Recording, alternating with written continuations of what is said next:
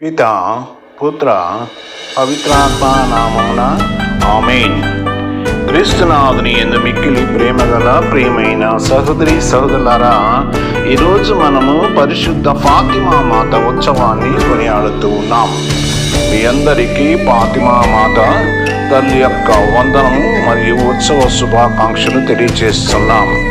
ఈనాడు మనము యెషయా గ్రంథము 61 అధ్యాయము 9-11 వచనాలు మరియు లూకా సువార్త 11 అధ్యాయం 27-28 వచనాలను మనము ధ్యానించినట్లయితే,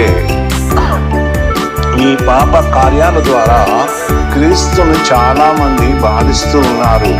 పాప జీవితం నుండి వైదొలగండని ఫాతిమా మాత దర్శనంలోని ఈరోజు సందేశాన్ని ఈరోజు మరొకసారి మనం స్మరించుకుంటూ ఉన్నాం. మన రక్షణకై తన కుమారుడైన క్రీస్తు రక్షణ సందేశాన్ని ఫాతిమా మాత మనకు జ్ఞాపకం చేస్తూ ఉన్నది. ప్రియ సహోదరి సహోదరులారా, ప్రార్థనకై పురుకొల్పింది కూడా ఫాతిమా మాతనే. ప్రపంచ శాంతిని రగిలించింది. విశ్వాసుల జీవితాన్ని సజీవంగా ఉండేలా మనల్ని ప్రోత్సహిస్తూ ఉన్నది.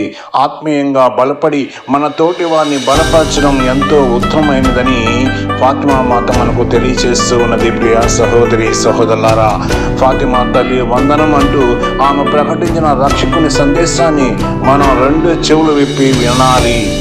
ప్రియ సహోదరి సహోదరులారా, పోర్చుగల్ దేశంలో మే 13వ తేదీన లూసీ ఫ్రాన్సిస్ జసింతలకు ఈ మరియమాత దర్శనం ఇచ్చినట్లుగా మనము చరిత్ర ద్వారా తెలుసుకుంటూ ఉన్నాం. నేనే జపమాల మాత్రమే ప్రకటించింది.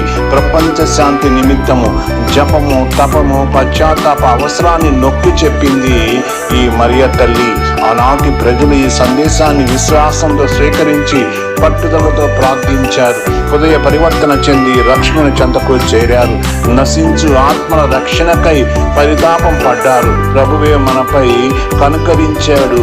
ఫాతిమా తల్లి సందేశం ప్రకారం మారు మనసు పొంది వారు ప్రభు రక్షణలో ఆనందించారని మనం చూస్తూ ఉన్నాం. ప్రియ సహోదరి సహోదరులారా, 1917 సంవత్సరం మే 13వ తేదీన నాటికి మొదటి ప్రపంచ యుద్ధం ప్రారంభమై 3 సంవత్సరాలు గడిచిపోయింది. అప్పటికే 80 లక్షల మందికి పైగా ప్రాణాలు కోల్పోయారు. ఆ సమయంలోనే రష్యా దేశంలో ఒక పెద్ద విప్లవమే వచ్చింది.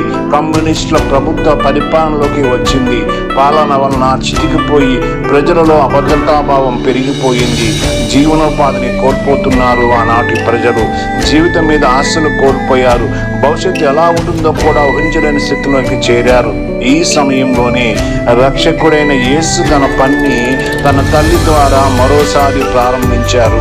రక్షణ సందేశాన్ని జ్ఞాపకం చేయడానికి తన తల్లిని ఈ లోకానికి పంపించారు. ఆనాడు ప్రియ సహోదరి సహోదరులారా, పోర్చుగల్ దేశంలో ఫాతిమా అనబడి యొక్క చిన్న పట్టణంలో అక్కడ గొర్రెలు కాచుకునేటువంటి లూసీ, ఫ్రాన్సిస్, జసింతా అని ఈ 3 చిన్నారులకు మరియమాత తొలిసారిగా దర్శనమిచ్చింది. ఆ తర్వాత 6 సార్లు ప్రత్యక్షమైంది. ఆ పిల్లల ద్వారా లోకానికి దేవుని రక్షణ సందేశాన్ని అందించింది మరియ తల్లి. అప్పటికే యుద్ధం చేత ప్రపంచం అంతా చిన్న భిన్నమైపోయి ఉన్నది. మరియ తల్లి కూడా ఎంతో ఆవేదనతో ఈ యుద్ధ పరిణామాలు ఎలా ఉంటాయో అని బాధతో చెప్పింది. మన ఆలోచనలు మార్చుకోవాలన్నదే, మాటలతో ఇతరులను గాయపరచకూడదని ఉద్బోధించింది. పాప జీవితాన్ని విడనాడాలని సూచించింది మరియ తల్లి. అన్యాయాలను అరికట్టాలని, అక్రమాలను అడ్డుకట్టవేయాలని ఒక తల్లిగా మనల్ని అభ్యర్థించింది మరియమాత. ముఖ్యంగా పాపాత్మల మనసు మార్పు చెందాలని వారందరినీ కూడా మనల్ని దేవుని వైపు ఆహ్వానిస్తూ ఉన్నది. లేకపోతే జరిగిపోయేటువంటి విపత్తులను హెచ్చరికగా చేసింది మరియ తల్లి. నరకమే మహాశిక్ష అని, అప్పుడు మనల్ని ఎవరూ రక్షించలేరని జ్ఞాపకం చేసింది మరియ తల్లి. దేవుని ప్రేమ మంత్రాన్ని జపించాలన్నది దైవ మానవ ప్రేమ గొప్పతనాన్ని ప్రపంచానికి చాటి చెప్పాలని మరియ తల్లి సందేశం పట్టుకొచ్చింది. ప్రియ సహోదరి సహోదరులారా, పరలోకం నుండి దిగివచ్చిన ఫాతిమా తల్లి ప్రపంచ శాంతి కోసం, సమైక్యత కోసం ప్రార్థన ఆయుధాన్ని చేపట్టి మీరే విజ్ఞాపన చేశారు. జపమాల ప్రార్థనలో, ఓ నా ప్రేమగల యేసు, నా పాపములను మన్నించండి, నరకాగ్ని నుండి నన్ను కాపాడండి, అందరి ఆత్మలను, ముఖ్యంగా మీ కృపకు అత్యవసరమైన వారిని మోక్షంకు చేర్చనని ప్రార్థనను భక్తితో చేయమని దర్శనంలో కోరారు. అందుకే జపమాల ప్రార్థనలో చివరన ఈ ప్రార్థన జోడించి మనము చెబుతూ ఉన్నాం. ఎంతో అర్థవంతమైన ఈ ప్రార్థన ఆత్మ రక్షణకై మనం ఆరాటాన్ని చూపిస్తూ ఉన్నది. ప్రియ సహోదరి సహోదరులారా, 1917 అక్టోబర్ 13వ తేదీన ఆ ముగ్గురు పిల్లలకు చివరిసారిగా మరియ తల్లి ప్రత్యక్షమై నేనే జపమాల మాతనని ప్రకటించింది. మరియ తల్లి పాప ప్రాయశ్చిత్తం కోసం నిత్యం జపమాలని ప్రార్థించమని సూచించింది. దేవుని కోపానికి గురికాకుండుటకై మారు మనసు పొందమని మనందరినీ ఆహ్వానిస్తూ ఉన్నారు. ప్రపంచంలో జరుగుతున్న పరిస్థితులను చూపిస్తూ ఒకవైపు మరియమాత ఎంతో మనోవేదన అనుభవిస్తూ ఉన్నది, మరోవైపు ఆశాభావంతో ప్రజలను యేసు వైపు చూడమని చెప్తూ ఉన్నది. జపమాల చేతబట్టి నిష్ఠతో ప్రార్థించి నశించు ఆత్మ రక్షణకై ఆతృతతో ప్రార్థించుదాం. ప్రపంచం నేడు ప్రమాద అంచున ఉన్నది. జాప్యం చేస్తే అగాధంలో పడిపోతాం. ఇకనైనా మేల్కొనవలసిన సమయం వచ్చింది. దేవుడు మొదట తన కుమారుని ద్వారా, ఆ తర్వాత పరలోకం నుండి పునీతుల ద్వారా, దేవదూతల ద్వారా, మరియ తల్లి ద్వారా మన భవిష్యత్తు దర్శనాన్ని ప్రకటిస్తూ వచ్చారు. చిత్తశుద్ధితో మన జీవితాలని పరిశీలించుకొని ప్రభువుకు ప్రీతికరంగా జీవించడం మనము ప్రారంభించాలి. దేవుడు మన నుండి ఏమి ఆశిస్తున్నాడో గ్రహించి దానికి అనుగుణంగా మన జీవితాన్ని నిలబెట్టుకోవాలి.